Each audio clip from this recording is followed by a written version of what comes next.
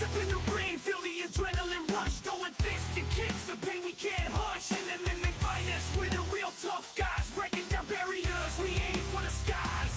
Into the octagon like a warrior I stand, trading blows, taking hits as I command. The art of combat, I'm ready to go. Submission, knockout, that's how I flow. Unleashing the fury like an untamed beast, locked in a cage where strength is released. Striking precision, grappling with my golden octagon. The stage we ignite.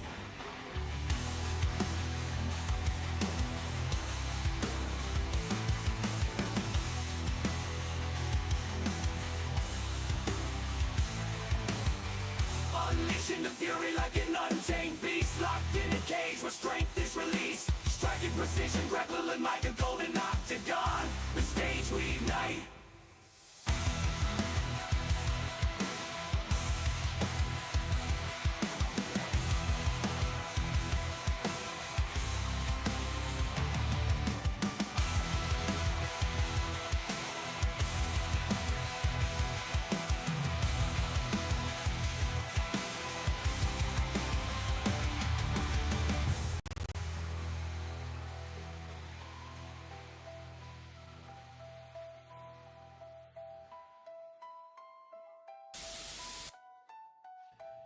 And we are live. Welcome to the Golden Octagon MMA Podcast with your hosts, Matt and D Rose. And what's going on, y'all? Welcome to the Golden Octagon MMA Podcast. My name is Matt. D Rose is on that side of the screen. We appreciate you for stopping by here, hanging out with us. But right over here on the show today. If y'all don't mind, hit that thumbs up button for you boys before we get started. But, wow, I'm so glad we got fights this weekend, D-Rose. We were here last week, last Wednesday, talking about previous fights, but we had nothing to look forward to. This week, we are going to be here recapping Dana White Contender Series from last night.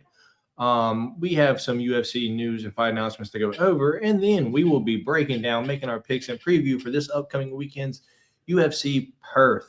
Carlos Ulberg versus Dominic Reyes in Perth, Western Australia. And then I don't want to throw it on D Rose too much, but we got a little surprise segment for the end of the show because we all know the fisting of the week is now dead.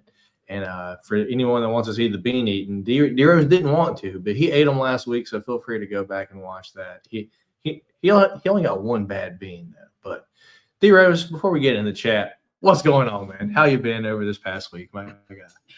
Hey, had to calm down a little bit. We are back. No, things have been great.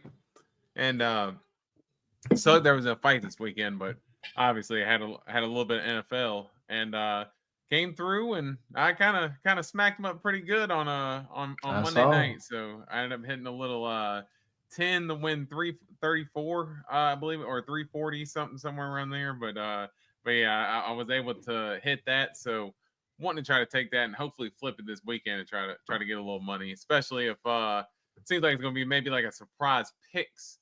If I had to guess at the end of the show, so. Hopefully we can try to help secure y'all some money this week too.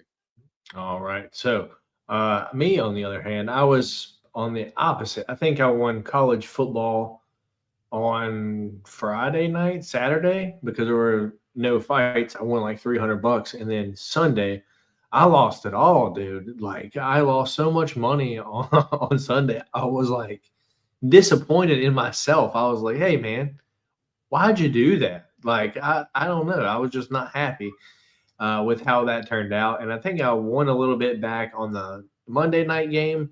And then I lost a little bit on Contender Series last night. I was down, probably lost about 2/3 of that. And then I ended up hitting a fucking 3-legger to close out the Contender Series last night. And then I ended up only being down like $20, from, earlier this past week. So, not back up to the total that I won on, Saturday, but I'm glad that I got something, dude, because I was not feeling good after Sunday, dude. I was so sad, dude. I was like, what did I do? What did I do? But hey, we all have those weeks. We all have those weeks. Hey, I got smoked by college football on Saturday, though. I ain't gonna lie. I got smoked, and I ain't gonna lie, I got smoked on Sunday too. It was really Monday night that came through and kind of saved me, because I will say I was down. I was up to 270 in my account, and I was down to my last 50 on Monday night before I hit that one. So ended up coming out in the plus pretty good overall. But yeah, I definitely had a bunch of down moments before I had the up. That's good, man. Well, hey, I'm glad you came out in the up, man. One of us has to be winning over here, because if we're both losing, it's just a sad show, man. At this point, man, it's scary. All right, man. Let's get into the chat real quick. We got Austin in here with the what's up. What's going on, Austin? How you doing, brother? We got Dave. There was once a man from Nantucket. All right, Dave. All right, Dave. Yo, boys, what's going on, Antoine? How you doing? I was like, drinking you out. Is the bear still alive, dear? I haven't seen it in a while, but there was a neighbor's trash knocked down. I think it was not last week, but the week before. The trash pickup around in our neighborhood is on Monday, so I usually don't take mine out until Monday morning. Some people leave theirs out Sunday night and wake up to a mess out in their driveway. Luckily, it wasn't me. No, that's good, man. That's good. Dave the Bear is my new rug. Also, how did the Cowboys do week 3? Falcons got folded by the Panthers. Did you really have to ask that, Antoine? Really? Did you have to ask that? At this point with Dallas and their defense and everything, I mean, they might as well start taking tryouts for random high school hopefuls who, like, I blew my ACL. If it wasn't for that, I would have made it to the league. Dallas can host, trials for that on defense at this point, because that's how bad it's been. Yeah. How do you guys feel about the late start time? 7 p.m. prelims, 10 p.m. main card with like 16 fights. Only 14 now, Antoine. The number of fights has been significantly cut down, because at one point we thought it was going to be 17. And it's all the way down to 14 now. So kind of just like a regular fight night, or like a regular fight card for the most part. So it shouldn't last too. I mean, it's still going to be late, but not 2, 3 a.m. like we were going to be expecting if it was like 16. And the big thing too is, like, with it being on ESPN Plus and not like ESPN or anything like that, they can kind of just roll through. They don't have as many commercials. I mean, of course, it's ESPN Plus. They're going to give you commercials, but not nearly as many. And the UFC can kind of push through and make it a little bit quicker versus when it airs on like ESPN Linear or something like that. The TV channels are always going to work in their commercials and everything, so they can make it a little bit quicker. But me, man, I don't like the super late start times, especially for fight nights. Yeah, Dave was sick all weekend. Apparently, he said he made one bet and lost. I'm sorry to hear that on both, Dave. That you were sick and you lost. Hey, maybe that was a good thing, Dave. Maybe that was a good thing. You lost one and said, screw it. Hey, take your loss and go home. Yeah. We just saw the Giants bench Russell Wilson. What do the Cowboys do from here? Are they suggesting that you guys bench the highest paid quarterback in the league, D-Rose? Yeah, that ain't gonna work. And truthfully, it's not his fault. I will say, like, it's not Dak's fault. Like, the first interception, it was a drop from George Pickens. I mean, George Pickens might as well just grabbed it and handed it to the defender, because he dropped it right in front of the guy. And then the other one, Javonte Williams fumble when they're driving on the first drive of the series. So it's it's frustrating to watch them play, but it's definitely not Dak's fault, man. That defense, they can't stop a nosebleed. And you trade Micah Parsons, and this is what you get. So it's just life of being a Cowboys fan at this point. All right. So this is an MMA podcast, if y'all didn't know. So we are going to get into the show. Dana White's Contender Series recap from this past, I'm just going to say from this past weekend, but it was last night, D-Rose. We had 5 fights. We had Tobias versus Oliveira, Torres versus Reyes, the female fight, Chavez versus Montenegro, We had Zurcher versus Magomedov, and the main event was Barbier versus, I don't know how to say that dude's name, but he was from Lithuania, man. He ended up winning. So I guess we'll kind of start right there.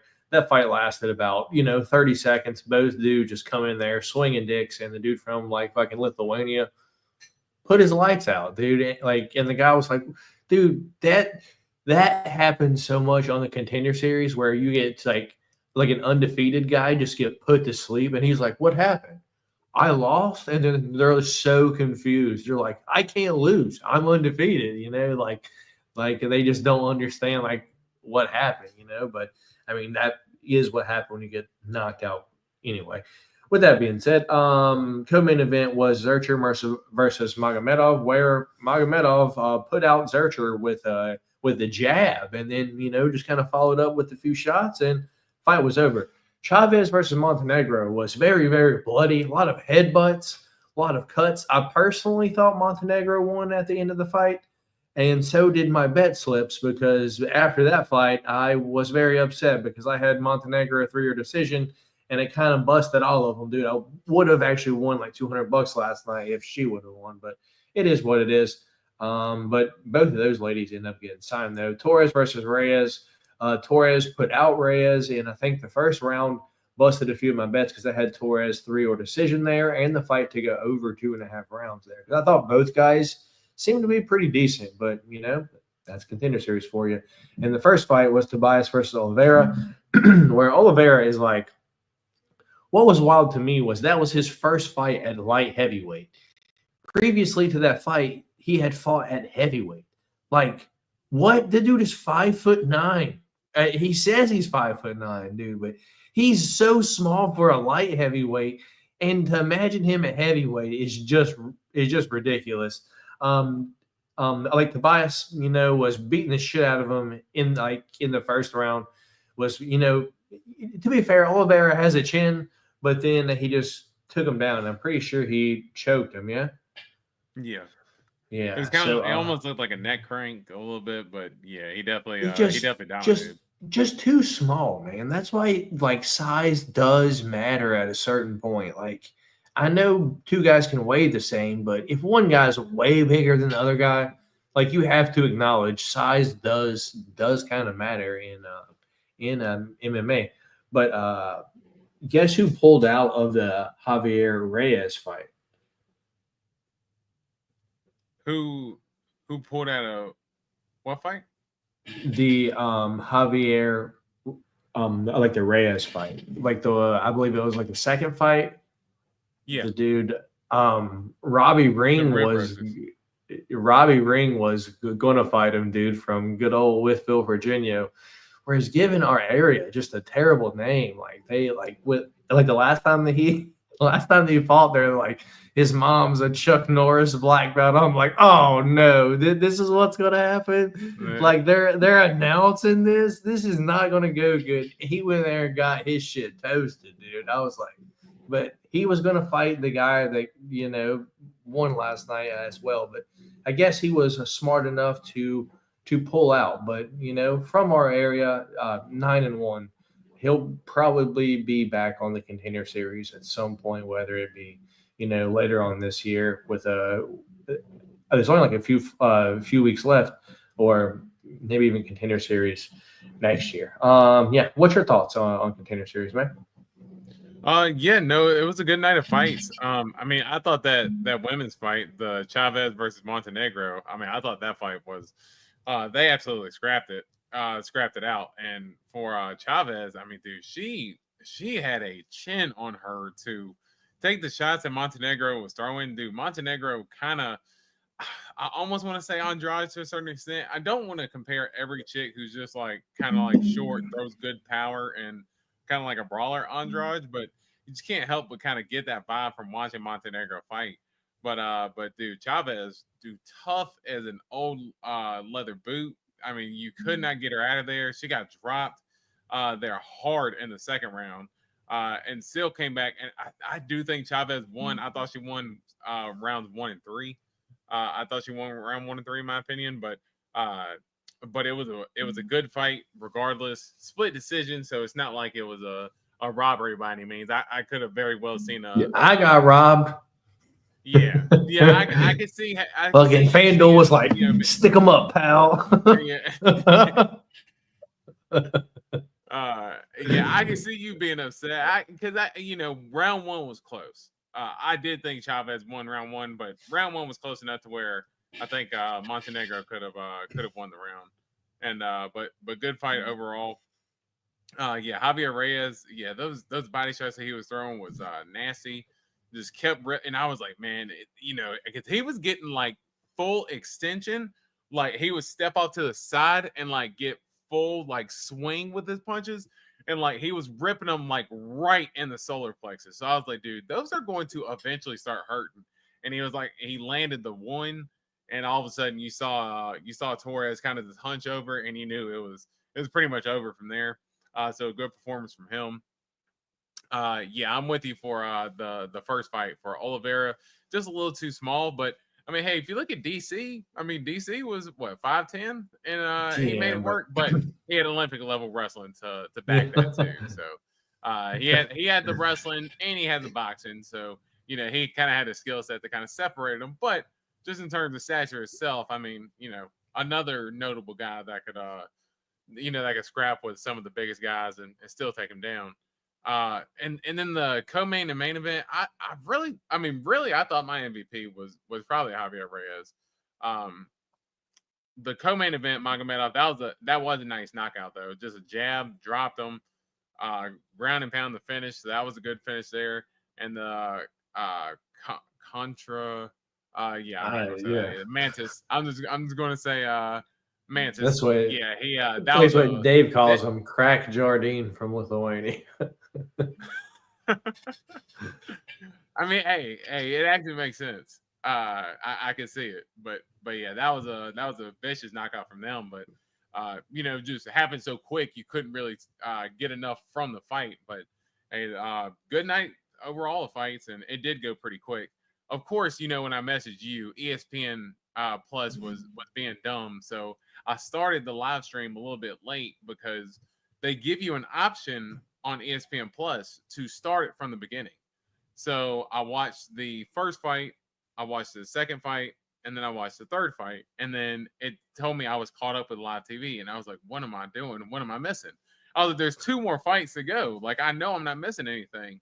So I had to basically shut down the app and then reopen it and then play it again to get it to play the rest of the fights. So just another plucking thing with ESPN Plus that I'm almost counting down by the seconds at this point to not have to watch anything on ESPN Plus, because I'm serious.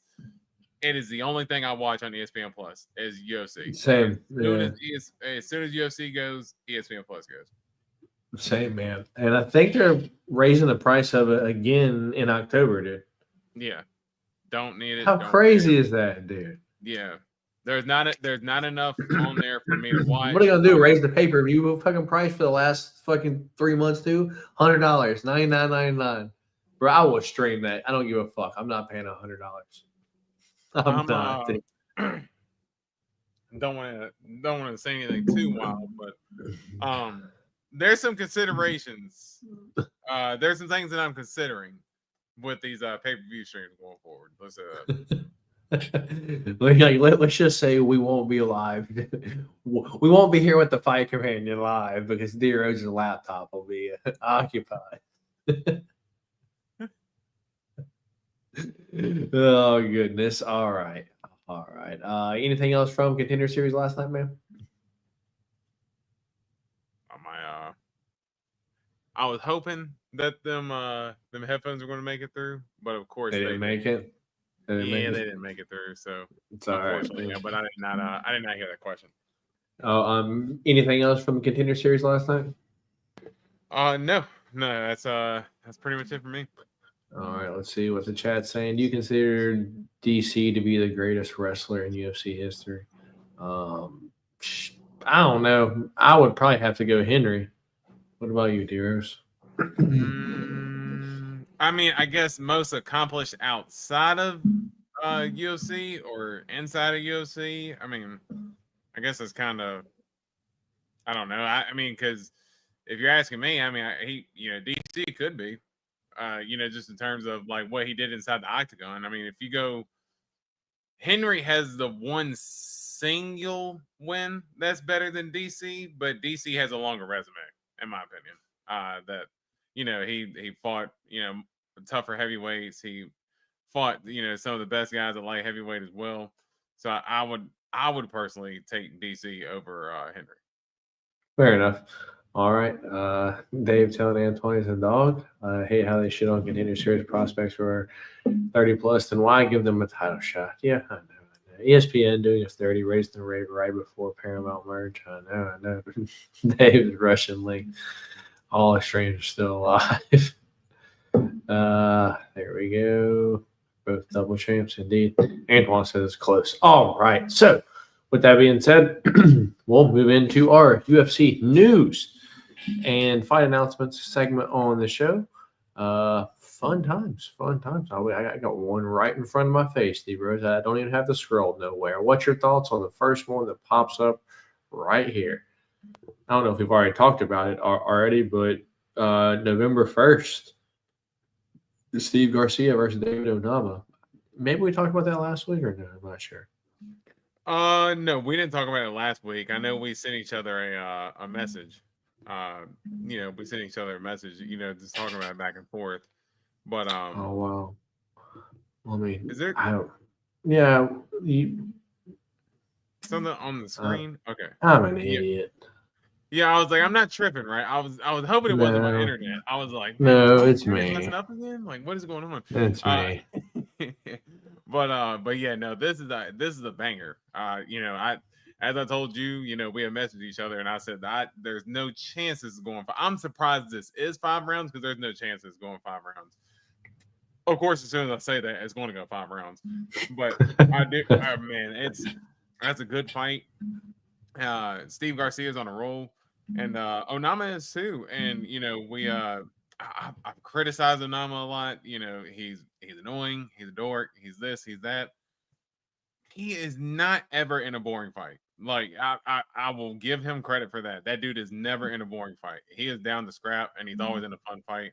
So they knocked it out of the park with that one, in my opinion. It'll probably be. Did they say where it was at? It's probably an Apex. I don't think so. Something tells me it's not going to be an Apex fight, but I don't. That's going to be a hard seller, though. I'm going to be honest. Right, exactly. So that's why I was wondering if it was going to be Apex. I couldn't imagine that they would take that like on a road show, but I mean, maybe they could. I mean, they are the UFC at this point. They can pretty much go anywhere and pretty much sell out. But yeah, I do think that it just seems like it makes sense for the Apex. Unfortunately for them, it's not even a knock to them, but again, like you said, just don't really see Onama and Garcia as headliners, but to the hardcore fans, yeah, that's a banger. Yeah, man. All right, so let's see what else we got here. Man, I feel bad for this. Man, dude. So Joel Alvarez moving up to 170 officially, dude. So literally in 2 weeks. And he's going to fight Vicente Luque on October 11th, man. I don't like this fight for Vicente, dude, if I'm going to be honest. What's your thoughts here? Same. Yeah, I don't know if I like it. I mean, Joel Alvarez he's going to be a big dude at welterweight because he was obviously a giant.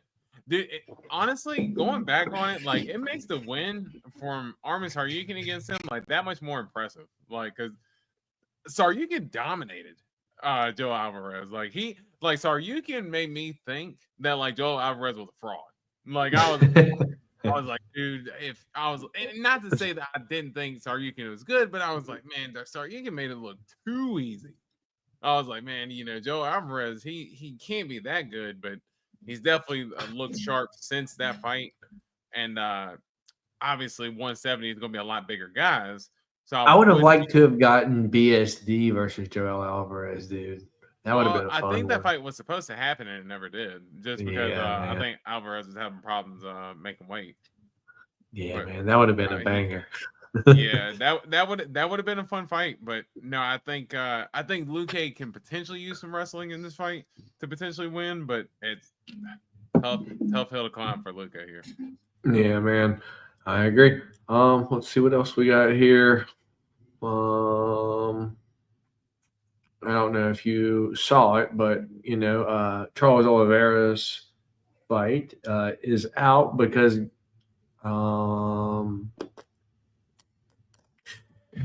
who was fighting? Yeah, like Fiziev got a fucking knee injury. And now I don't know if it's going to be here, but Gamrot is officially stepped in, man. So what's your? Oh, here it is. Charles Oliveira versus Matus Gamrot is official for October 11th. What's your thoughts on this main event, dude? I mean, I know it's like last second, but that is a terrible poster. All right, no, it's not the UFC poster officially. Yeah. Yeah, I know it's just that's the Instagram page you're using, but yeah, that's awful. But I think it's a tough fight for Charles. I think especially short notice. Yeah, I think the short notice could potentially help Charles, but just in terms of Gamrot coming in, and he's going to have to go to Brazil, train the American top team, and down in Florida, so that's going to be a little bit of a travel, short notice. But Gamrot's always got a good tank, and he takes me as a dude who is always in the gym and always working. So I don't know if I want to really be questioning his cardio too much. I gotta see where the betting lines are at, because if Gamrot's an underdog, might be worth gambling. I don't think he will be, man. If I'm gonna be honest, like we kind of all know the game plan, and man, Charles just I like this fight more for Charles than I like Fiziev, because I don't think fucking Gamrot's gonna knock Charles out. Like, Charles has been, mollywopped in his fucking past few now. But I guess against fucking Elia, really. But yeah, dude, I don't think fucking Gamrot poses that threat. But just this has all the makings to be a fucking stinker, dude. And I don't want to watch a stinker. I mean, I will say, like, Gamrot does end up, like, even if he ends up in like a scramble fest, like, is the fight with him and Sarikian, like, is that an all-time banger? No, but like there was a lot of fun scrambles in that fight. I thought the Ludovic Klein fight, that wasn't the best performance. But you go back in the Dan Hooker fight, that was my fight of the year last year. That fight was an absolute banger. Of course, Dan Hooker has a lot to do with that, but Gamrot also did his thing in that fight too, and made that fight very competitive and kept it striking as well. I just think that the big thing in the matchup for me is that Gamrot is going to be looking to wrestle, and Oliveira at a certain point, he just got the jiu-jitsu that he does. He's going to be comfortable on his back. Gamrot is typically good in those top control positions, and I just think that Charles is going to be too content with being on his back, seeing that he can get like a leg lock or something like that. And I just think that Gamrot could potentially like just ride it out to that point.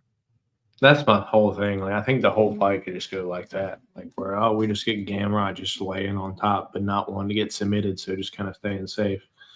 Yeah, I mean, what I will say too, I mean, when Oliveira starts throwing up them submissions, he was able to get Taporia, kind of almost in a leg lock and an arm bar, and Taporia was like, actually, no, stand up. So Oliveira is dangerous in that sense, and if he's able to snatch an arm from Gamrot, even if he doesn't get the arm bar, just makes him think about it. That's where I think it can get pretty entertaining. Fair. And also, if Charles can ever challenge for the title again, I personally don't think so. But I mean, who's he going to fight? Helia, like, again? Like, I don't want to see that, Antoine. Like, yeah, seriously. It's going to be really hard for Charles at this point. I mean, had he lost, what is it, like 3 out of his last 4 or 3 out of his last 5 or something like that? I think it's going to be tough for him to be able to turn that around into a title shot immediately, considering that He just got one off of a Michael Chandler win, which I mean I don't really know how much that does for anybody, but he did get the title shot off of it, and I think it's going to be hard to get back at this point. I agree, man. And pretty much the last one that I saw, man, was I don't think. Here, let me find it real quick. Am I sharing or no? No, I'm not sharing. Let me find it and I'll share it, or at least find something that's talking about it. Maybe. I don't know. Did you see anything that was Patty versus Elia, man? I think I saw a headline saying where Patty was calling for a title shot. I didn't see anything where they were talking about making that fight. Yeah, let's just fucking talk about that for just a second.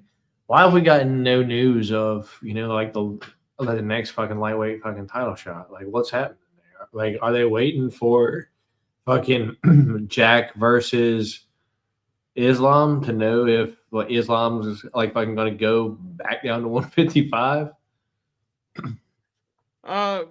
Maybe. I mean, I don't want to say that Elia is starting to kind of become a little diva, but kind of is, man. Like a great fighter, great boxer, but just and I don't want to say diva like he's crying about everything, but he's very meticulous with how he's kind of massed himself up, kind of going at the ranks and things like that. And I just think even with the last the title shot, and I understand him getting the title shot at 155, but now this guy can get the title shot, that guy's not getting the title shot, and all this stuff. When it's kind of like the UFC is going to look to line your pocket, obviously, but they have to make the fight that makes sense in the same breath. You're not going to be able to. I'm sorry, to me, you're not going to be able to justify a Patty Pimblett title shot, like other than they stood in the ring and faced off against one another. That fight makes no sense whatsoever at this point. If Patty can get one more win, because I don't think a win off of Bobby Green and guys like that are in Chandler is going to be able to earn a title shot. You need one more, man, and you need a top guy. I don't care if it's Gamrot, I don't care if it's Armin, I don't care if it's Dan Hooker. It could be any of those guys, because some of those guys are on win streaks, and if you beat Conor McGregor, yeah, you know what, Conor McGregor, you can fight Conor McGregor. Do it. I don't even care at this point. But Patty 100% needs at least one more fight before he gets a title shot. So I think Elia really wants that.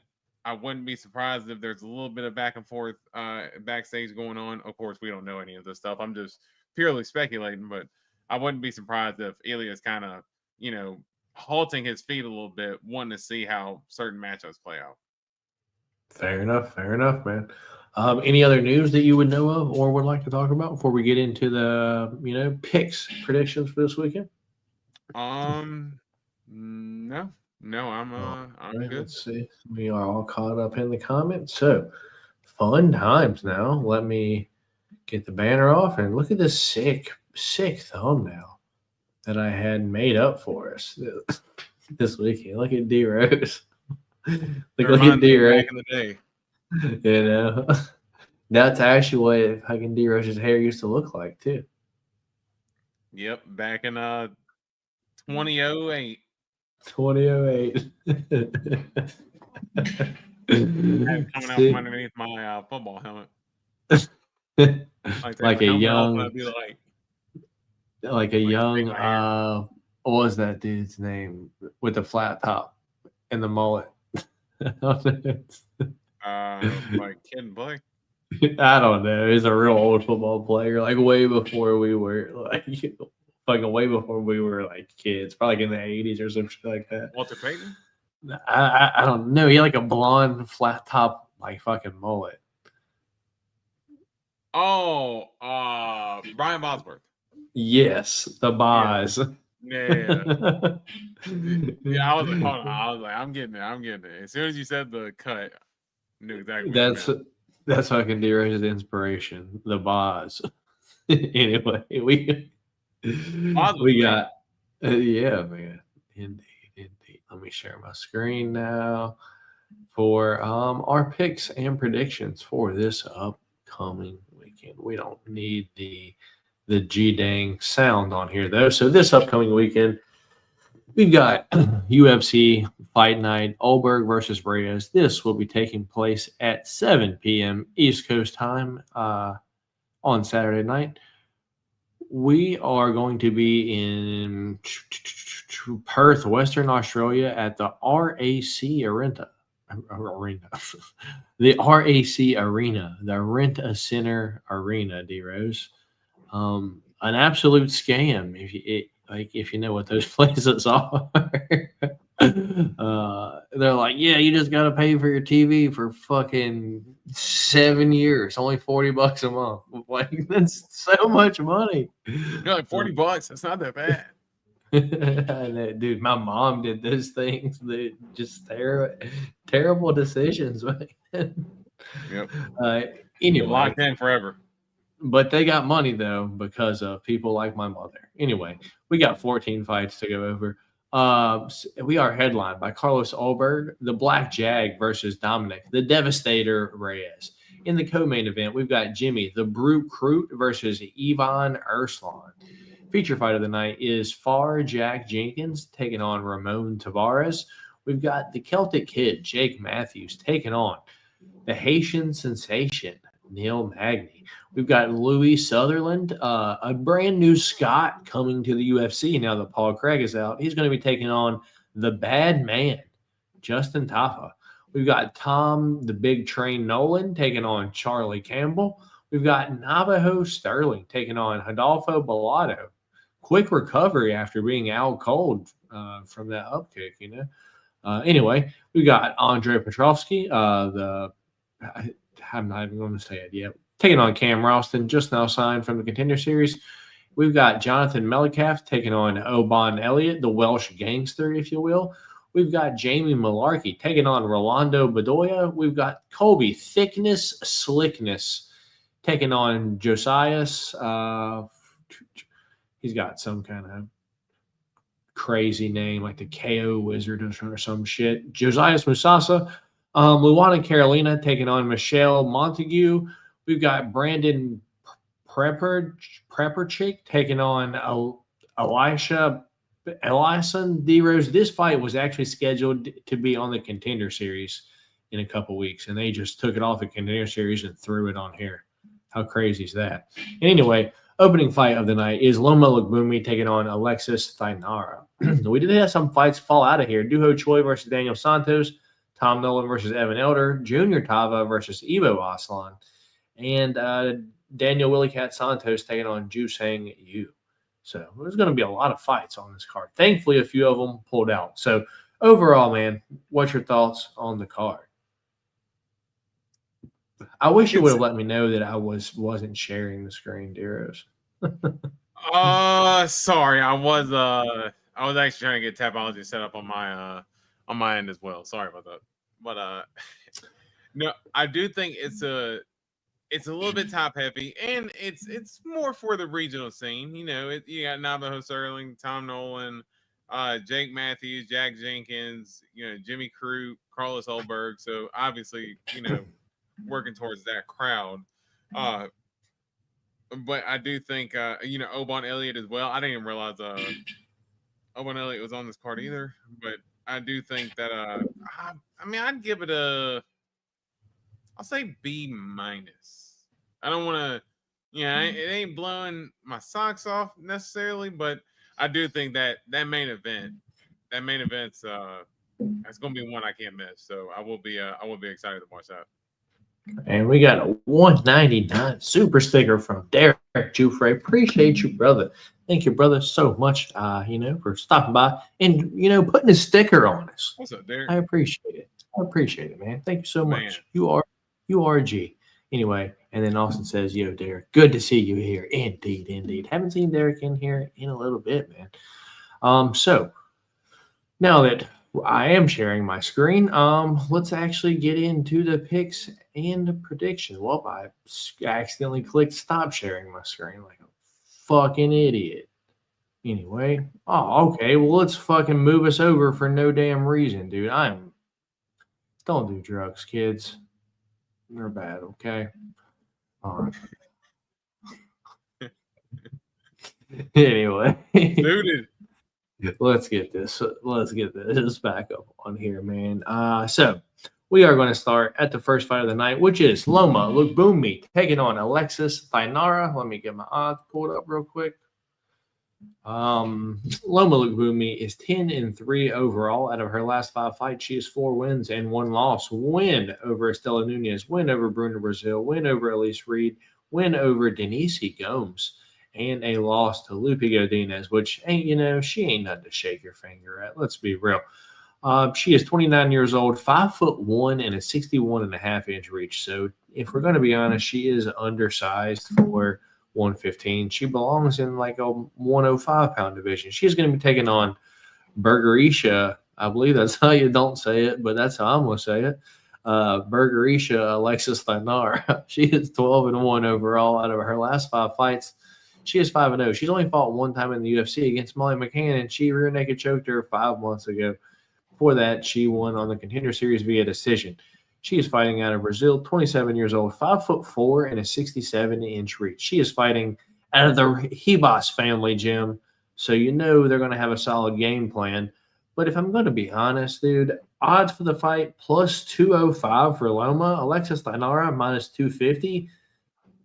Over-unders 2.5 here. The over's minus 270. The under is plus 200, dude. The odds indicate that Alexis Thainara is going to win this via decision, dude. But if I know anything about my girl Loma, she ain't no walk in the park. And if you can't ragdoll wrestle her and just control her, dude, you're probably not going to win the fight. And this was earlier in her career as well. Let's not even take into consideration that for the past 2 years, she hasn't been in Thailand. She's been in Canada training with Jasmine Jazzy Vicious and that whole crew on her takedowns and takedown defense.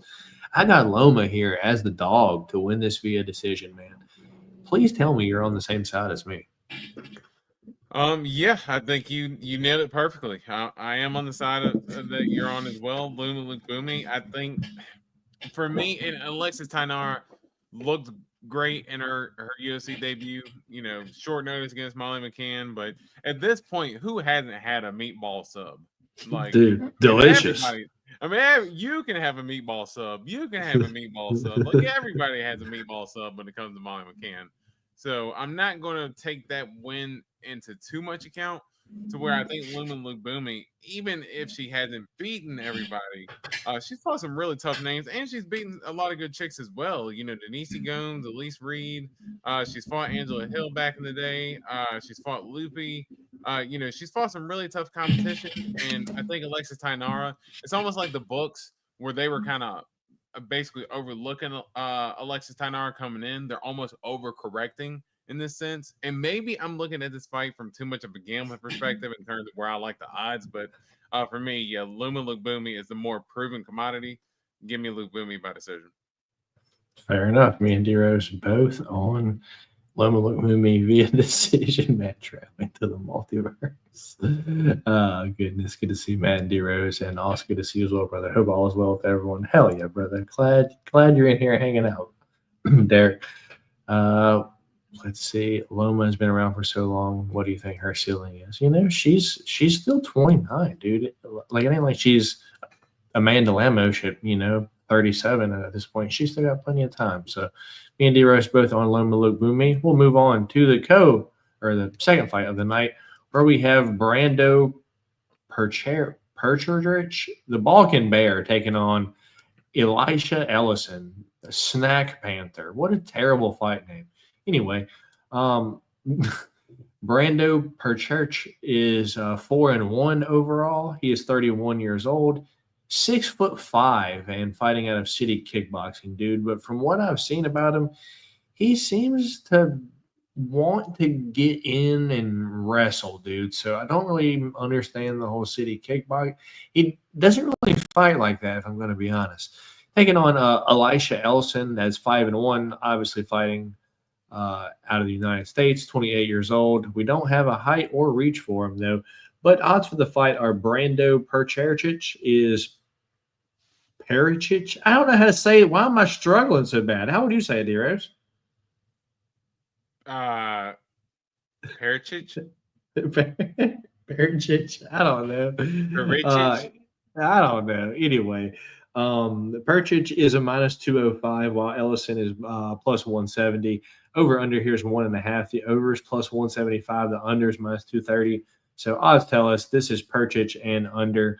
But I kind of agree because from what I've seen, I don't think Ellison is the biggest guy in the world. Even though we don't have, height and reach here, he probably ain't 6'5", if I'm going to be honest, because not many people in this world are. And if you have a 6'5" heavyweight trying to take you down and he gets on top of you, I suspect it's going to be a Perchich round 1 TKO, D Rose. What about you, man? Yeah, I'm not gonna lie. Just like this, ground and pound in his last fight. Yeah, I'm not gonna lie. I'm not super versed on either fighter here. Well, this was going to be like on the Contender Series in 2 weeks, but they're like, "Hey, we're going to Perth. That's where this guy's from." Yeah. I definitely was not prepared for this one, but I will go Perichich, Parakeet. I don't know what it is. Give me Parakeet by I don't know, TKO. Let's go round 2. All right, fair enough. Me and D Rose on the same side. Moving on to the next one, we have Luana Dread Carolina taking on Michelle Montague, the wild one. Luana Dread Carolina is 11-4 overall. Out of her last 5 fights, she is 3 wins and 2 losses. Win over Lucy Pudilova, win over Julia Stoliarenko, and win over Ivana Petrovich. Lost to Joanne Wood via split decision 2 years ago, and lost to Molly McCann. And with what set off the Molly McCann's spinning elbow train that she went to hop on after that. Anyway, Luana is 32 years old, 5'7" and a 69-inch reach. While Michelle Montague, this is her UFC debut. She was in the PFL previous to this, D-Rose. So plenty of tape on her, PFL and Bellator, man. She is 31 years old, 5'9" and a 69-inch reach. If I'm going to be honest, D-Rose, I think Michelle Montague is a pretty solid point striker, if I'm going to be honest. And, she's got some 6 wins and 6 rear naked chokes, man. So she looks decent on the feet, but her game plan is to get you to the ground and hop on your back. And if I'm going to be honest, Luana Carolina on the ground looks like absolute dog shit. So I suspect this girl probably wins via rear naked choke, and she improves to 7-0 with seven wins via rear naked choke. Let's go round 2, man. Odds for the fight, -230 for Montague. Luana Carolina is plus 190. The underdog over under here is 2.5. The over is -154. The under is plus 120. So few people think could go to decision. What about you, man? Yeah, I'm with you in just in terms of how how Montague likes to fight. I guess for me, just a little improving in the UFC. I'm actually surprised you didn't go Luana Carolina here. Luana has actually looked a lot better. If you try to take her down, I just think she just falls over. Though. Like if it was going to be if she was fighting, I'll be honest. If she was fighting someone like Carly Judice, I would give Luana a better chance because I don't think Carly's going to try to take her down. This girl is going to just fucking take her down. Man. And maybe I'm looking at the line and not the fight, but I think I like Luana Carolina's chances here, man. I think if she can, as long as she can keep it on the feet, I think and she also looks for some wrestling and some clinch exchanges herself. So it's not like she's bad with the offensive wrestling. So maybe she's the stuff and takedown against the fence, get the switch position and get the working in the clinch herself. So I think Luana Carolina with a little bit more experience. Yeah, I like her. I like her as a dog, even on the road, as they would say. All right, moving on to the next one. We got the guy that D-Rose picked against Taporia's brother, Colby Slickness Thickness. Fighting out of Australia. He's 7-1 overall. His only loss was to Alexandria Taporia 7 months ago. Apparently, this is Volk's training partner. I don't know what else is good about him. He is 26 years old, 5'7", and 69-inch reach, while the KO wizard, Josiah Musasa, is 8-1. And his only loss ever, D-Rose, was the head kick by Carlos Vera, where he pretty much knocked him down, and then Carlos Vera jumped on his back and won via rear naked choke. I know we said the only way Carlos Vera wins this is round one sub. And I'd be damned if he didn't win the fight via round one sub. But hey, it's MMA. That happens, man. The KO wizard, 26 years old, 5'8", and 74-inch reach. And Josiah Musasa was the guy that we looked at last time, D-Rose. You know, that like when we looked at the Elite Training Center and we fucking looked into it. Like it was like, cannot fucking verify that this place exists. That was this. But with that being said, I think Carlos Vera is probably a lot more technically skilled in that rear naked choke, where Colby's slickness, thickness, I think he was just getting the shit beat out of him for 3 rounds against Taporia. He was just backing up, getting beat up. And if I'm going to be honest, I think Josiah Musasa can at least do the same thing here, man. So I'm going to go Josiah Musasa, but I'm going to be contrary, and I'm going to go Josiah Musasa to win this fight via decision, man. The odds for the fight, Colby Thickness plus 124, Musasa minus 148, over unders 2.5. The over is minus 105, the under is minus 125. Yeah, for me, it's Musasa via decision. I think Colby Thickness is tough enough to last until the decision. I mean, Taporia didn't fucking knock him out, so why is Musasa going to knock him out, you know? Because he's the KO wizard? Which way are you going, D-Rose? Yeah, very well could be. Yeah, yeah, very well could be the reason. But no, the I didn't think Colby looked terrible in the fight against Taporia. He doesn't have didn't do anything. He didn't do anything. Yeah, well, he was throwing some kicks, and he had a jab a couple times that he landed, but it's just. He landed a jab a couple times. It's a 15-minute fight. Your point is he threw it, landed a jab a couple times. Yeah, hey, but to say basically it didn't do any damage. Like that's the big thing. But he also did take the fight on a little bit of short notice too. So maybe give him that excuse. I think Musasa, obviously explosive guy. Gets a little reckless at times, and as you said, kind of stepped into that head kick, kind of getting a little reckless and going for the KO. Is he going to be a little bit more measured coming into this fight? I don't know, but Volkanovski train, hey, why not take an underdog at home? Let's go back again for Slickness himself, Colby Thickness. And we're going by decision here. D-Rose going back to the well on Colby Thickness. If he burns you 2 times, I can see you coming back here. Dude, I have never betting him again. I understand why he's a training partner, because he gets beat up like a punching bag. I can already see it. Like, damn it, man. He always gets his ass kicked. All right, me and D are split on that one. Moving on to the next one, where we have Jamie Malarkey taking on someone that has burned us time after time again, Rolando Bedoya, the machine, if you will. Jamie Malarkey, 17-8 overall out of his last 5 fights. 3 losses and 2 wins. Lost to Mauricio Hufi, lost to Nazareth Haqparast, where he got knocked out in that one. He did beat John Makdessi, lost to Muhammad Naimov, and then a win over Francisco Prado, which was kind of surprising, to be honest. He is 31 years old, 6 foot and 74-inch reach, while Rolando Bedoya is 14-4 overall. Came into the UFC short notice, had a hell of a fight, split decision, lost to Chaos Williams, where he impressed everyone. Came out, laid an egg against Song Kanan, moved down to 155, and laid an egg against Jai Herbert, man. He is 28 years old, 5'11", and a 75.2-inch reach. Odds for the fight are Jamie Mullarkey minus 112 and Rolando Bedoya is minus 108. Over-under for the fight is 2.5. The over is minus 195. The under is plus 150, D-Rose.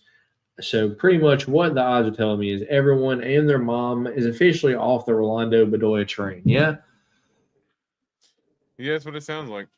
All right. Well, with that being said, I will be going Rolando Bedoya to knock out Jamie Mullarkey probably late second round, because Jamie Mullarkey will look good the entire fight, and then all of a sudden he'll just get hit with that off button, dude, and his chin is just dog shit. And Dave is going to pull it up. I know Matt don't fuck with them Peruvians. I do not.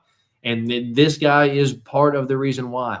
But one thing that I do not fuck with more than Peruvians is Jamie Mullarkey's chin. And he's just one of those people that, dude, he can be looking so good and just get fucking shut off just like that, man. And I just can't take the risk, man. I think anyone can shut off Jamie Mullarkey's lights. And I'm going to count on Rolando Bedoya to do that in the late second round this weekend. How about you, man? Yeah, Hold on. Honestly, Hold on. Like right before you get started, I would maybe pick Jamie Mullarkey if I knew that his game plan was go out there and try to take Rolando Bedoya down, because I know Rolando Bedoya probably has no takedown defense because he's Peruvian. But I rest my case. Jamie Mullarkey don't even fight like that regularly. He just goes in there and fucking throws. So that's not Jamie Mullarkey to begin with. All right, sorry, go ahead, dearest. Yeah. No, I was more or less just going to say I honestly could not have broken it down much better than that. I actually agree with and even the method of victory as well. I think even though Bedoya has not looked the greatest, I just think. And not even that Jamie Mullarkey just gets shut off. It just looks like it. He used to be a guy who would get into dogfights, like Luke, dude. He's like the 155 Luke. Yeah, but it's like as soon as he gets hit, you can just see it's like he's just like, oh shit, like he just like you can see him get tight. He shells, and then all of a sudden like, he's just on the. I don't know how to explain it. Let's see, I'll. Like he's like fucking leaning forward, trying to keep his balance up, you know. Like he's like fucking leaning forward, like come on.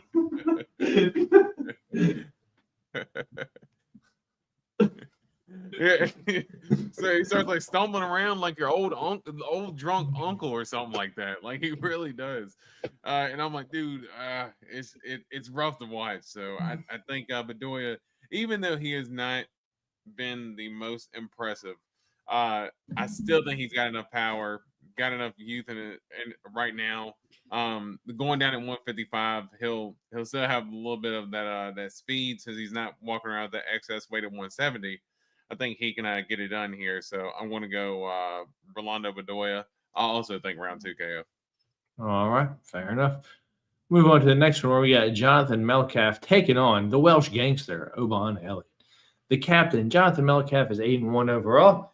Out of his last 5 fights, he is 4 wins and 1 loss, but only one of those was in the UFC over Kevin Jousset 7 months ago, where pretty sure me and D-Rose probably got burned on that one. I know I got burned on that one. I'm like, Kevin Jousset is good. He ain't going to lose like in France. And then Jonathan Melcalf came in there and fucking boxed him up just like Brian Battle did. Anyway, I rest my case. That's 7 months ago.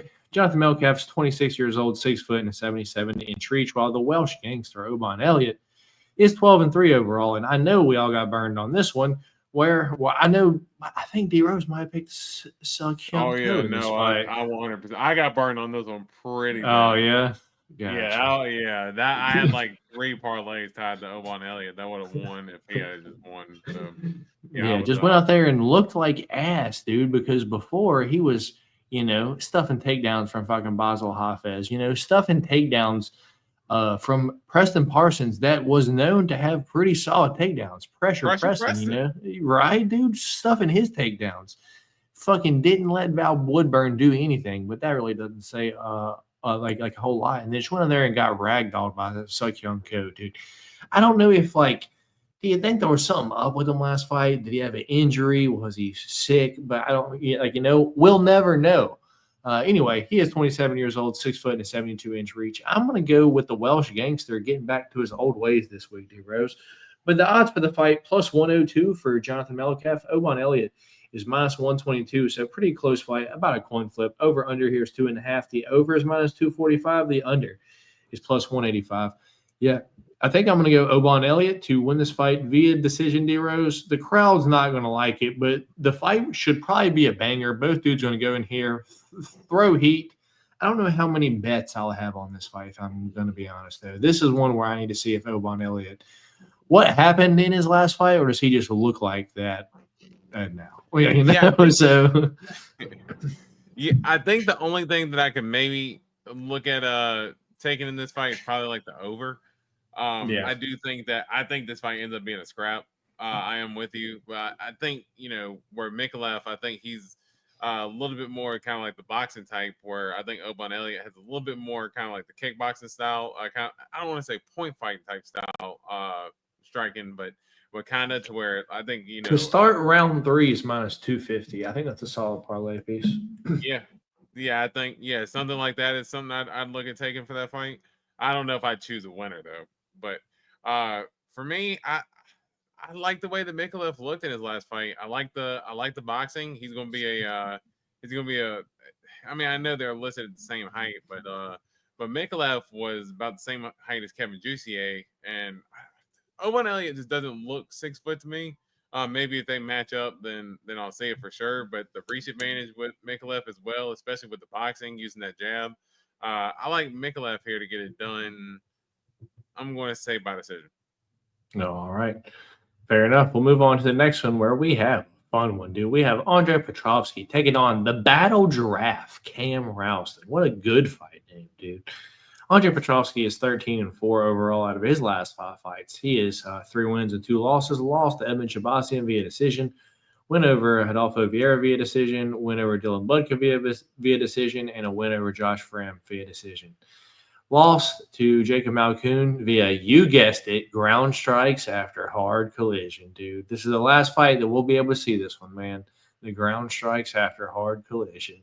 Anyway, he is 34 years old, 6 foot and a 73-inch reach. Yeah, man. Cam Ralston coming off the Contender Series 4 weeks ago. Dana White told him he'd put him on the Perth card no matter what, no matter how many fights were on there. He'd put him on there. He's 30 years old, 6'3", 75-inch reach. Fighting out of City Kickboxing. Got solid power, dude. Odds for the fight are kind of odd to me because Cam Ralston is plus 142, the underdog, and Andre Petrovsky is minus 170, the favorite, man. And he won on the Contender Series pretty nastily. But if you look back, decision wins, rear naked choke wins, calf slicer wins, dude. Lost to he got finnied on the Contender Series.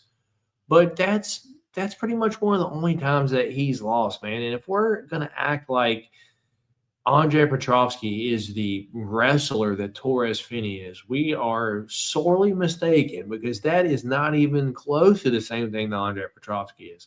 Andre Petrovsky has been training in Thailand, working on his hands. Go look at his fight with Adolfo Vieira. Go look at his fight with Edmund Shabazian. He didn't try to take either one of those guys down, literally struck with them the whole fight. And you think he's going to try to take down Cam Ralston now? Why? He's not. Cam Ralston's going to go up here and box this fool up, dude. I don't know if it's going to be a first-round knockout, but let's go Cam Ralston round 2 knockout. I'm probably going to be playing the Cam Ralston 2-3 prop for the KOD Rose. And Cam Ralston's the dog right now, plus 142. Andre Petrovsky is the favorite, minus 170. This is one where I don't really understand the odds here, but maybe D Rose is going the other way. Which way are you going, man? I'm gonna go grab something to drink while you tell us. Yeah. For me, I think this is a potentially good scrap, and I like the way the Cam Rowson did look in that Contender Series fight, and he had a nasty knockout. Kind of had that nasty combination up against the fence. I will say the only thing that's a little bit concerning for me about wanting to pick him is if you look back at his last couple of opponents. I know you listed the ways in which he won, but he fought a guy after he lost to Torres Finney, a guy who was 1-3, 3-1, and then 4-3 before he got back on the Contender Series. Okay, so he kind of went on a can hunting spree and killed a few cans, got back on the Contender Series. Now, he looked good doing that. Maybe that's what he needed to get his confidence going, but I am a little bit worried. But I think ultimately here, Andre Petrosky, I think you said it correctly. He hasn't really used his wrestling too much in his last few fights, and I think that's going to be something that he's going to have to use if he's going to be able to win. If Evan Shabazi was able to take him the decision, I do think that Petrosky's tough and he's hard to finish. I think Rouson's going to be a little bit more aware of that. If the finish comes, he'll take it, but I might do like a round 3 or decision with Cam Rowson, or just bet him straight up. I am with you in terms of the odds. He's a dog. A little off in my opinion, but yeah, I'm going Cam Rowson here by decision. All right, me and D-Rose both on the dog here, Cam Rowson. Moving on, we have. You know what? Everything I just said about this fight, let's just put it back on this one right here, because it all applies, right? Yeah, a little bit. I want to break it down a little bit more than that. We got Navajo Sterling at 7-0. Good fighter. Almost fluorescent though. He is very, very white. Very white man. Well, he was, but remember and the blonde hair fight, don't help. Oh yeah, he came in there with the tan. Yeah, I was like, hold on, who is this dude? Like that ain't Navajo Sterling with his hair blonde and his skin is well blonde. Yeah, he was looking a little bronze when he was back in there. Yeah, man, must have been hanging out in the States a little bit. Navajo Sterling is a fire name. What's his name? His parents named him that. He can't help it. I mean, it is. I mean, Navajo. I mean, anyway, 7-0. He did beat Ivan Arslan 4 months ago. Beat Tuco Tokos 9 months ago. Knocked out the dude on the Contender Series a year ago, and before that, he was in Hex. 27 years old, 6'4", 79-inch reach, also fighting out of City Kickboxing. That's the theme of this card. Where Rodolfo Tractor Bellotto, dude,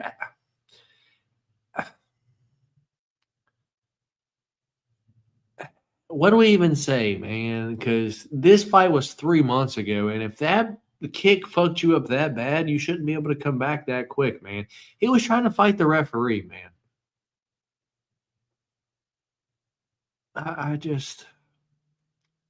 Anyway, he's 29 years old, 6'3", and a 77.5-inch reach.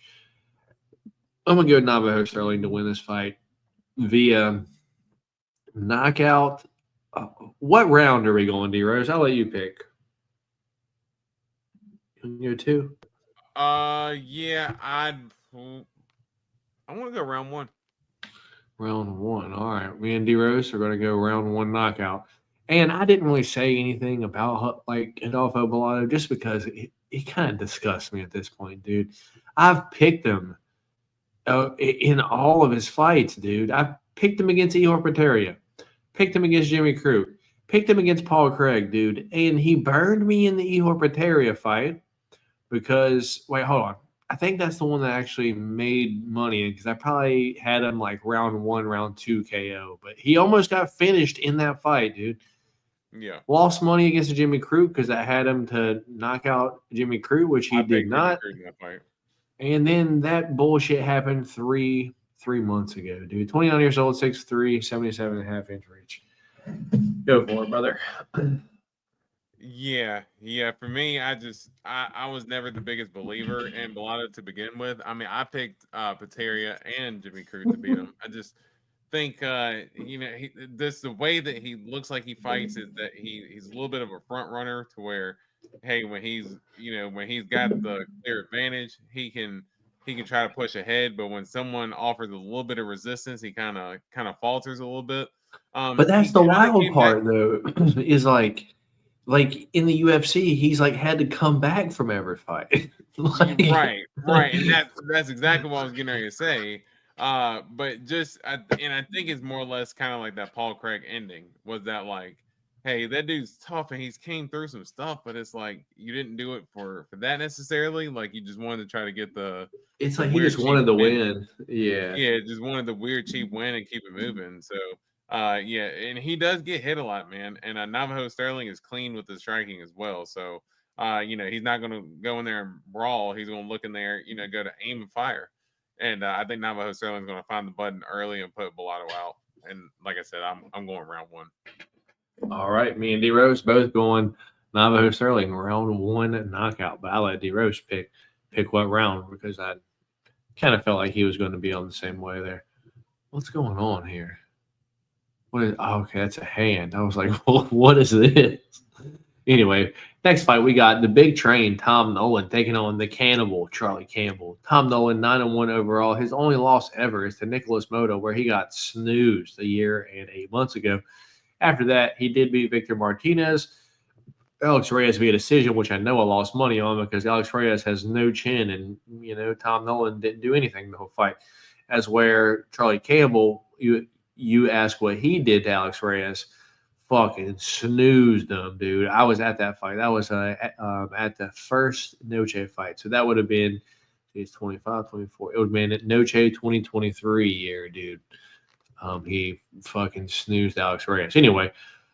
Tom Nolan's 25 years old, 6'3" and a 73-inch reach. Odds for the fight are here we go. Anyway, Charlie Campbell, 9-2 overall, 30 years old, 6 foot and a 72.5-inch reach. Out of his last 5 fights, he has 3 wins and 4 wins, 1 loss, win over Trevor Peek, win over Alex Reyes, and those were before the UFC. We saw him on the Contender Series on the Chris Duggan fight where he was winning the fight and then he got touched and then went to sleep. Odds for the fight are Tom Nolan -148, Charlie Campbell was +124, dude.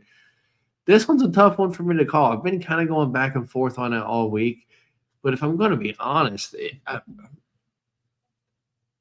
think Charlie Campbell has the goods to just pressure Tom Nolan the whole fight and just have Tom fighting on his back foot, not really able to land his big shots, man.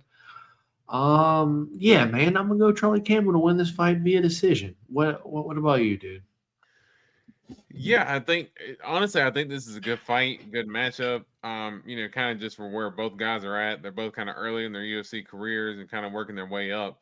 I don't know if Charlie Campbell has he had like an injury or anything because he's been off for like a little over a year. I know that he fought Trevor Peek and then he was gonna fight. I think he was gonna fight Hoofy, and then something happened, dude. Yeah, because looking back on it, that could have been a pretty good matchup considering he trains kind of like with the Sarah Longo kind of Aljamain Sterling type guys as well. So kind of got that wrestling background with heavy boxing. Tom Nolan's looked better in his last few fights since that Nicholas Moto loss. He's gotten a KO on a couple decisions, so he's proven that he can go the distance and take some shots as well. I don't want to say Charlie Campbell has the goods like you said, but I do think that there's something there just in terms of he's got power, he's got pressure, he's got good boxing. He's got pretty good wrestling as well.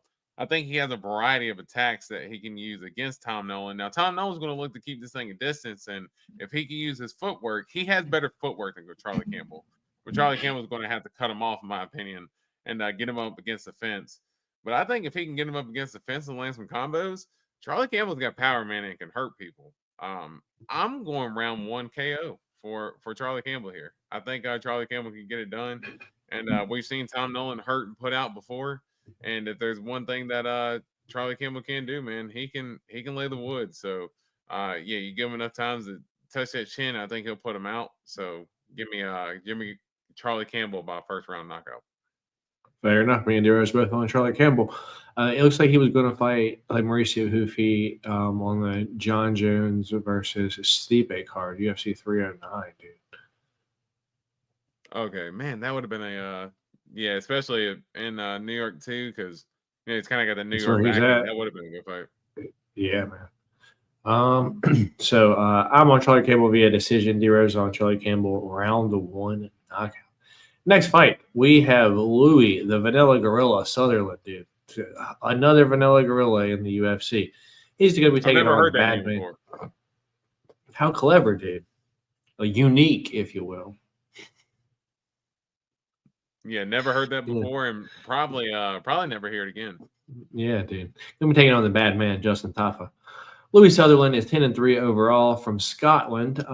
He is 31 years old, 6'3" and a 76-inch reach. Trains at a GB top team, so I believe with Leon Edwards and those folks.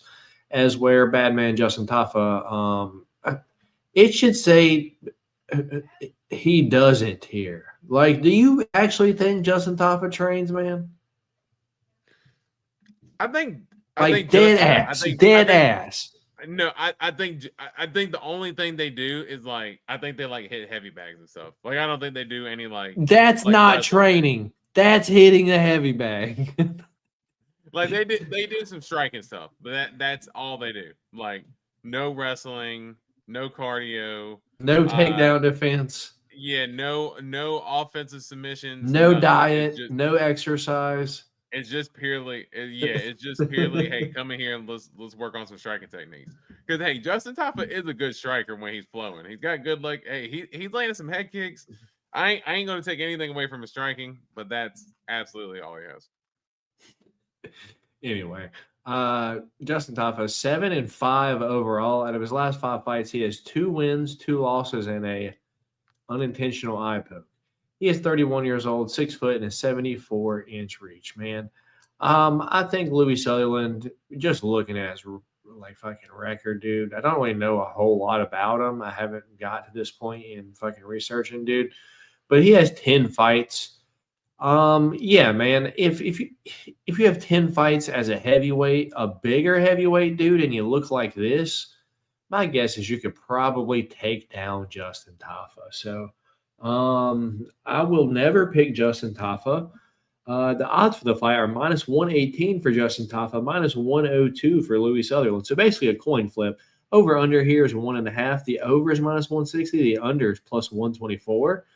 Well, they think the Justin Tafa fight's going to go over a round and a half. That doesn't make any sense because if he don't get you out of there in the first round, he's done, dude. What is he doing? Yeah, I got Louis Sutherland winning this fight. Let's go Louis Sutherland. Oh, wrong one. Let's go Louis Sutherland, second round ground and pound TKO because you want to get him down in the first round. He's going to lay on his back the whole time. And then the second round, he's going to come out and do the same thing. And then you're going to see the look on fucking Tafa's face like, fuck, man. Now I have to be here again. He's just going to get ground and pound, punched, elbowed until ref calls it off. Which way are you going here, man? Yeah, it's been a little bit of a rough run for the Tafas here as of late. One of them pulled off the card. Yeah, now Junior, now he can kick rocks. I'm more of a fan of Justin. I think I just go back to that Carlos Felipe fight. Maybe in my mind, I don't know what it was about that fight. Like him and Carlos Felipe threw down, so maybe I just hold a special spot for him in my heart because of that fight. I just I loved every bit of that fight, especially the last 10-15 seconds. You see heavyweights just throwing down. Like you don't see that from heavyweight. So yeah, I appreciate that from Justin Tafa. Again, Junior can kick rocks for all I'm concerned. He just helped me win the pick champ when you picked Parker Porter against him, which I'm still to this day surprised you picked Parker Porter. But that's how bad I think Justin Tafa is, dude. I picked Parker Porter against him. He is the worst. Like he has no skill. Like if you had to tell me who has less skill, Jamal Hill or Justin Tafa, dude, I might pick Justin Tafa there. Junior, not Justin. They're all bad. All of them are bad. But Justin's at He least got tells some us he's bad. His name is Bad Man. he's got some better wins than Junior. Let's say that. But Who against Harry Hunsucker? Hey, that's one of Tattoo Ivas's best wins. Let's be honest here. But I think, looking at that picture of Louis Sutherland, I don't know if that fight happened in Russia because the quick little highlights that I had seen on YouTube of him, he looks more like Justin Taffa than he does in that picture right there. So I don't know if that fight happened in Russia or whatever the case may be, but I do think that it looks like Louis Sutherland likes to try to throw down as well. If you're going to try to throw down with Justin Taffa, man, I don't think that's a good thing to do. I think at home, give me Justin Taffa. I'm going round 1 KO. All right. Yeah. For me, it's like decision to get a little freaky, but no, don't overthink it. Step back, counter punch, lands that counter punch and gets Louis Sutherland out of there. Yeah, does Louis seem athletic? In the picture, he looks like it, but D-Rose says no. Yeah, dude. For me, it's like fucking fighters that cannot stand scale. It's like Tim Elliott's way up here, but like right here are the Taffa brothers, just right underneath, and like Jamal Hill and Khalil Roundtree are both right there as well. But at the top is Tim Elliott. I just fucking cannot stand him. Anyway, let's see. It's good because it'll wake us up. Maybe. Anyway, moving on to the next one. We have Jake Matthews taking on Neil Magny. Dude, odds for this are way blown out of proportion, dude. Whoa. Dude, what are they on FanDuel right now? Because when I looked at it last night, it was like minus 520. I did not. I have not seen it. Oh, you're just playing on your phone, not even doing anything. You are right. No, I'm just kidding. It's all right. I have it now. Jake Matthews minus 400 now. Earlier yesterday he was minus 520. So odds have changed. Jake Matthews, Celtic kid, 22-7 overall. He is 31 years old, 5'11", and a 73-inch reach. While the Haitian sensation Neil Magny, 31-13 overall, 38 years old, 6'3", and an 80-inch reach. Yeah, when I saw the minus 520 odds, I was a little bit taken off. As you see, that's kind of what it opened at here. Jake Matthews minus 500, but odds have settled down a little bit. Jake Matthews is now minus 380, the favorite. Neil Magny's plus 300. But if I'm going to be honest here, Jake Matthews has every tool to win this. He has solid leg kicks. He has solid wrestling. And if he can get Neil Magny down, he should submit Neil Magny. So just like he did in his last fight against Chidi and Joe Kawani, I think the same thing can happen here, dude. Give me Jake Matthews to win this fight. Let's go second round submission, D-Rose. How about you? Yeah, I think this one, I'm with you with that betting line. That's a little heavy for me, but I mean, if you need a parlay piece. But it's closed up now because it was minus 520. Now it's minus 380. There's some love coming in on Neil Magny here. Well, I'm seeing it at minus 400 on FanDuel right now, but even then, like minus 400, it just seems like a high line to go against Neil Magny on when we saw where he was a pretty significant underdog even in his last fight. I think he's always an underdog. Santos, but yeah, pretty big underdog, and he came through and won that fight as well. So I think Neil Magny's always game, but I think Jake Matthews has been on a roll. I feel like it's kind of like his moment right now. 31 years old, kind of coming into the peak of his prime. I think Jake Matthews gets it done. I think he's going to be a little bit more cautious and not go too crazy. I think he'll get a decision win here, but I think Jake Matthews gets it done. All right. Me and D-Rose both on Jake Matthews. I think he submits Neil Magny. D-Rose thinks he wins via decision. Moving on, we got Jack Jenkins taking on Ramon the Savage Tavares. Far Jack Jenkins, 13-4 overall out of his last 5 fights, 2 losses, 3 wins. Lost to Gabriel Santos 7 months ago, where something happened with his lungs or something during that fight. He had a win over Herbert Burns a year ago, lost to Chepe Mariscal 2 years ago, win over Jamal Emmers, and win over Don Chanis. He is 31 years old, 5'7", and a 68-inch reach, while Ramon Tavares is 10-3 overall. Out of his last 5 fights, 3 wins, 2 losses. Lost to Davey Grant 9 months ago. Win over Surrey City before that. And the Contender Series win over Quatravius Ramius. And the Contender Series before that, lost to Surrey City via first-round knockout. 31 years old, 5'8", and a 78-inch reach. D-Rose, I just think this is going to be a dog fight, but in the end, I think Jack Jenkins is going to end up pulling out the decision win in his hometown. Odds for the fight, Jack Jenkins minus 278. The favorite, Ramon Tavares plus 225. The dog. Give me Jack Jenkins via decision, man. How about you? Yeah, I think this one, I am with you that I think it's going to be a scrap. Ramon Tavares, he's always there to throw down, maybe to a fault sometimes. I think he got caught up a little bit in the Davey Grant fight and was getting caught with some big shots.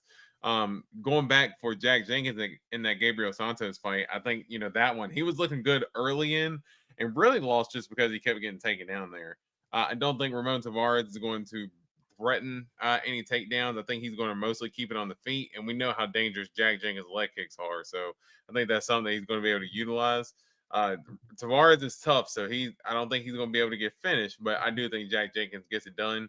And would probably be, if I had to guess, fight of the night, give me Jack Jenkins by decision. Fair enough.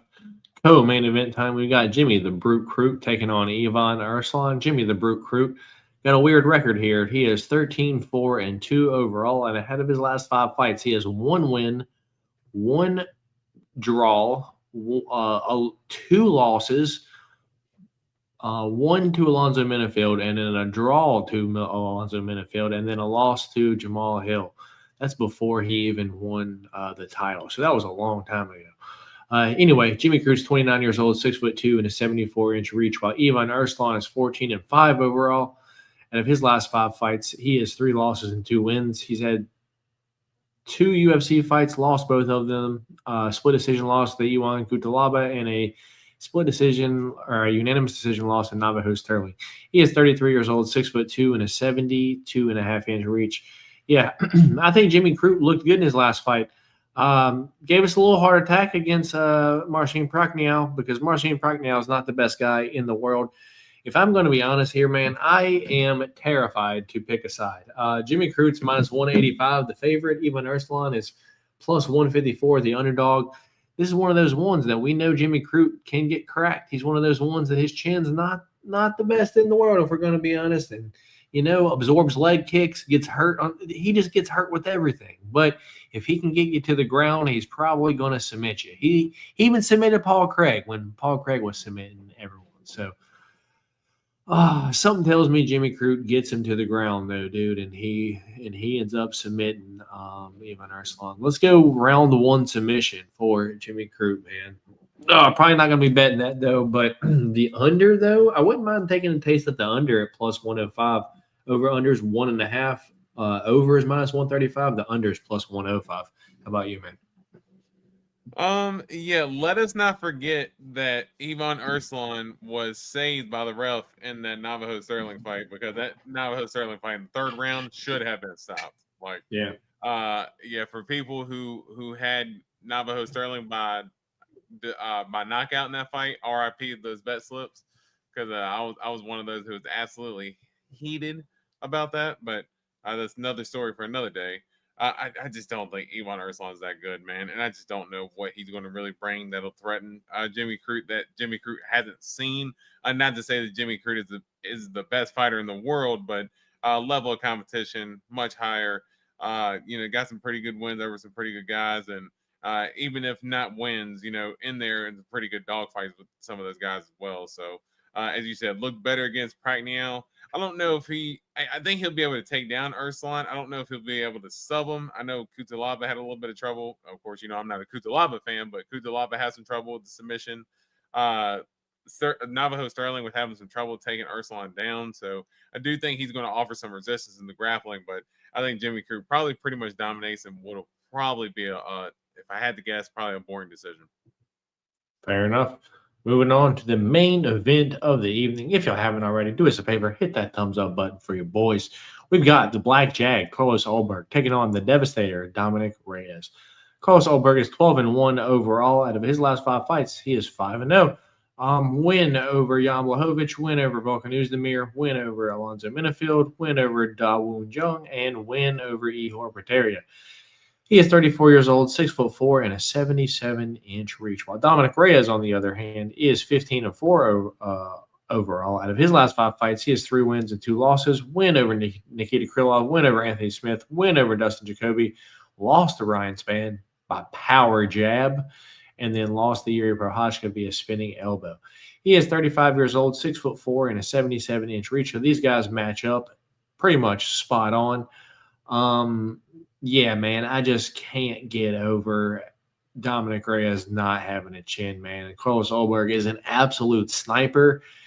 Outside of Alex Pereira, I think Carlos Ulberg probably has the best next left hook in the UFC. But, man, just the way Carlos Ulberg throws it, it's kind of like I don't know how to explain it. It's like he, throws it like it's like an overhook, like a fadeaway and it comes that. Yeah, dude, it's so devastating, and I think the Devastator is going to get devastated this upcoming weekend. Give me Carlos Ulberg to knock out Dominic Reyes, and let's go round number 2. D Rose, what about you, man?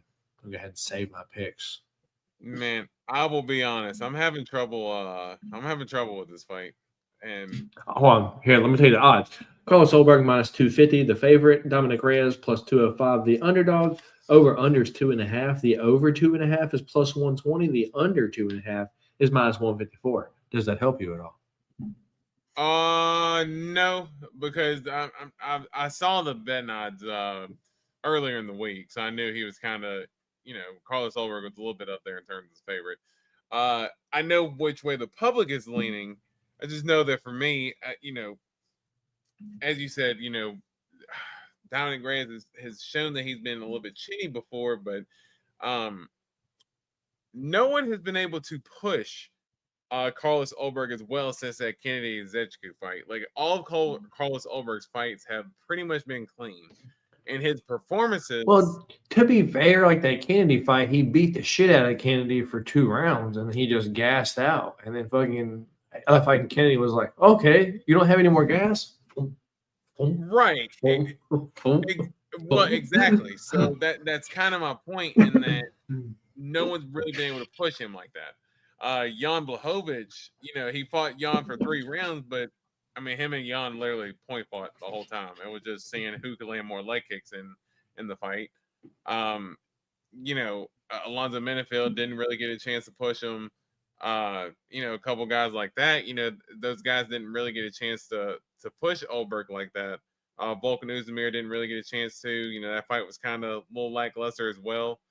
I thought Da Woon Jung kind of pushed him a little bit, but Da Woon Jung was kind of, in my opinion, he was getting beat up a little bit in that fight. I think Reyes, man, he's got a little bit of that dog in him.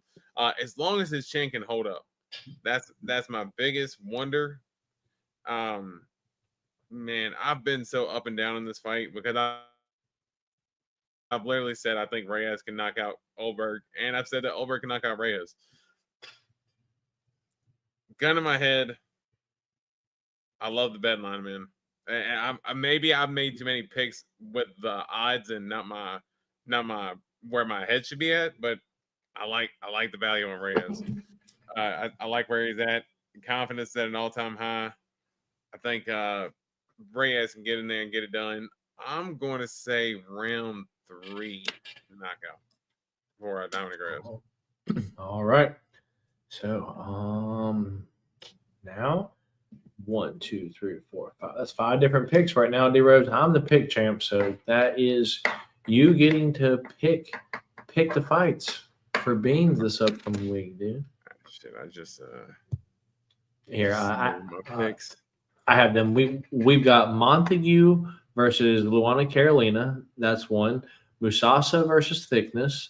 Elliott versus Melcalf. Sutherland versus Tafa. And Ulberg versus Reyes. Okay, so let's do Elliott versus Melcalf. I like that. Okay. Let's do. Oof. It was Luana. Hold on, you're froze, D-Rose. Tafa. All right, hold on. Now what? Are you frozen still? I wait for D-Rose to unfreeze. Hold on. Just the look on his face is wild right now.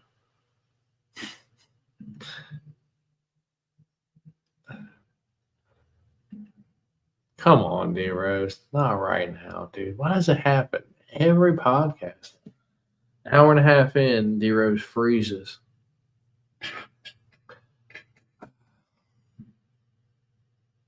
Let me let him know he's frozen.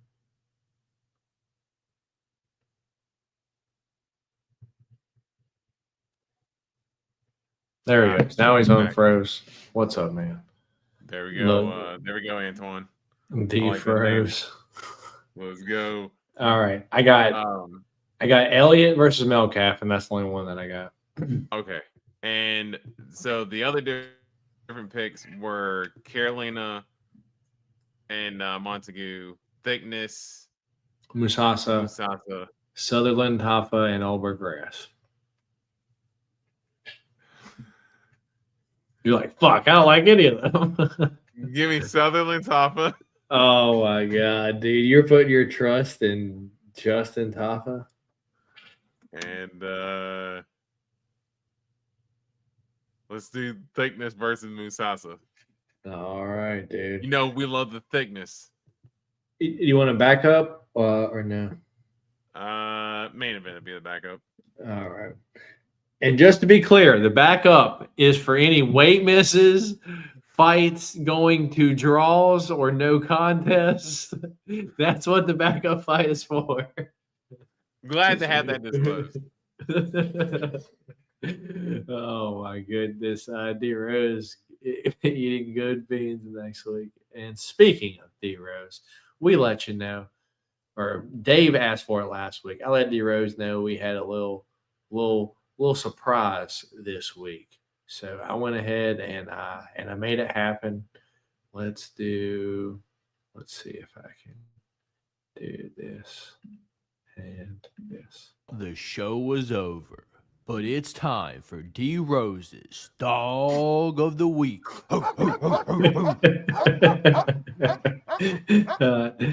I have to play it again because it was already halfway played. You thought the show was over, but it's time for D Rose's Dog of the Week.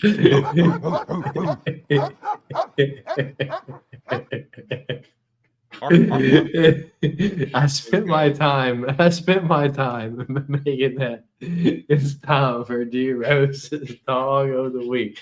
Dave asked for it last week. That is the new segment. You have 3 chances at it, D Rose. It loses 3 weeks in a row. It's out of here. It's out of here with what we remember, what was called the ladder, as well as the podcast parlay, and rest in peace, the fisting of the week. I thought you were going to say rest in peace, the ladder. Yeah. We now have D Rose's Dog of the Week. I'm not going to put any stipulations on it. I will request that they are either an underdog or the dog comes out of them in the fight, if you know what I mean by that. Like, we need like a fucking Mike Breeden type comeback type shit. Okay. So either dog as an underdog or a dog fight. But they need to win. No. I kind of like the dog fight part, but okay. So I'm looking at 2 right now. I might need some persuasion to go one way, or the other.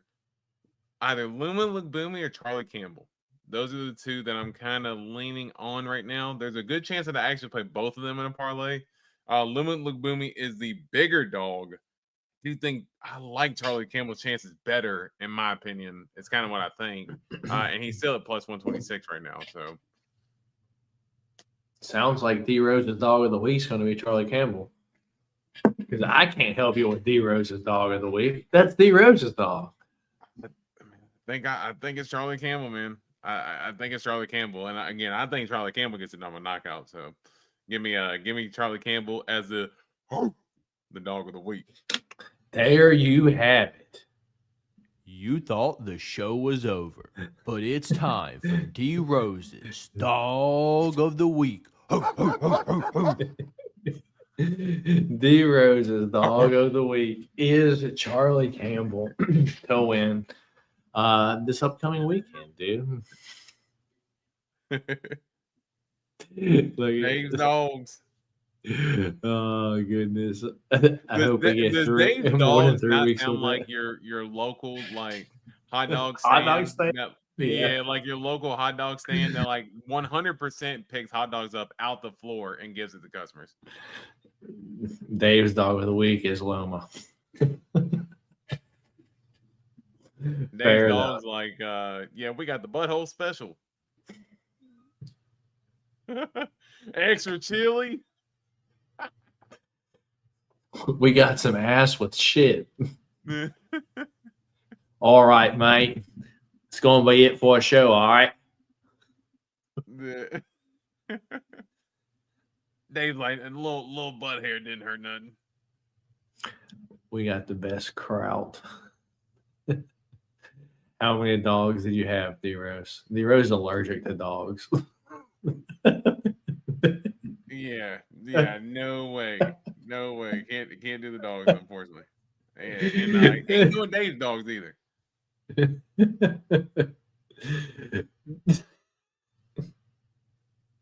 Antoine, I don't even know where you come up with these questions at, man. If I'm gonna be honest, dude. I'll answer it like this. I am a car salesman. I am not a car guy. Let's say that. I'm not a big car guy. I basically got the job because I car detailed for a long time, and I'd see some cars coming through, but like Maseratis and Ferraris and Teslas, and I don't know. I guess none of that stuff really like wows me to a certain extent. I guess I'm just super simple. I'm not that big of a car guy, man. God's honest truth. Interesting. Anyway, that's going to be it for the show. We appreciate y'all for stopping by here, hanging out with us. We have one person in here watching D-Rose. It's either Dave or Antoine. It's Antoine, so you don't like Ferrari or Rolls Royce. Nah, dog. Nah, I always see. I see it from a car salesman perspective. Is all that stuff is just service issues. As soon as that shit breaks down, you're gonna be paying $1,000 or you'll be paying $1,000 for oil changes. So yeah, not worth it. Fair enough.